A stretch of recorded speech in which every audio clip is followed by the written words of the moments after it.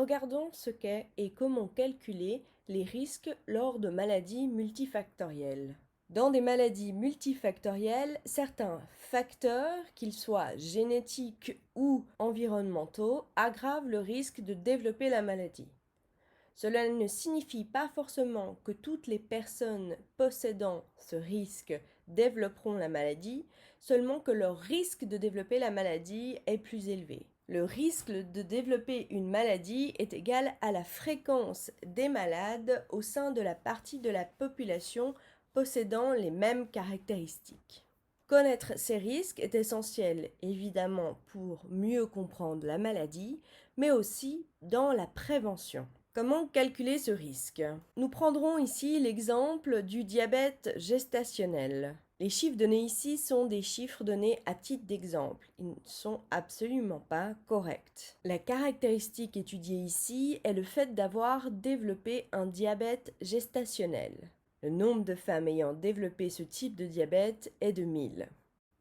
Sur ces 1000 femmes, 250 ont développé par la suite un diabète de type 2. Le calcul de risque s'effectue donc ainsi. Le risque de développer un diabète de type 2 si on a déjà développé un diabète gestationnel se calcule en effectuant le rapport du nombre d'individus malades, ici le nombre de femmes ayant développé un diabète de type 2, divisé par le nombre d'individus total, ici le nombre de femmes ayant développé un diabète gestationnel.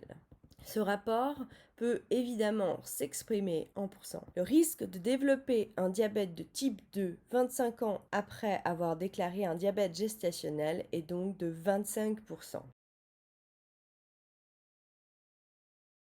L'aggravation du risque ou sa diminution consiste à comparer le risque d'une part de la population possédant une caractéristique donnée, dans l'exemple précédent il s'agissait du diabète gestationnel, au risque moyen de la population entière. Si les risques d'être malade en possédant une caractéristique donnée sont plus élevés que la moyenne, la caractéristique est un facteur aggravant.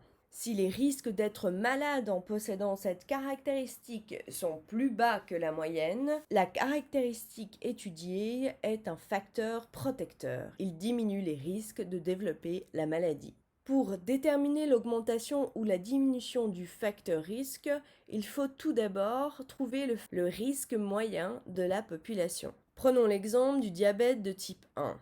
Le risque moyen de développer ce type de diabète se trouve tout en bas de notre tableau. Il est de 0,2%.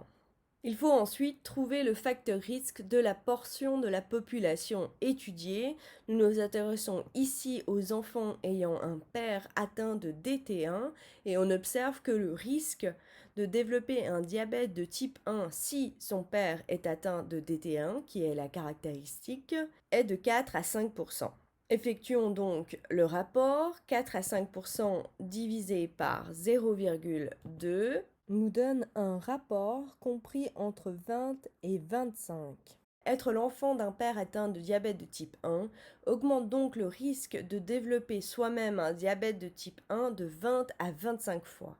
Cette caractéristique est donc un facteur aggravant.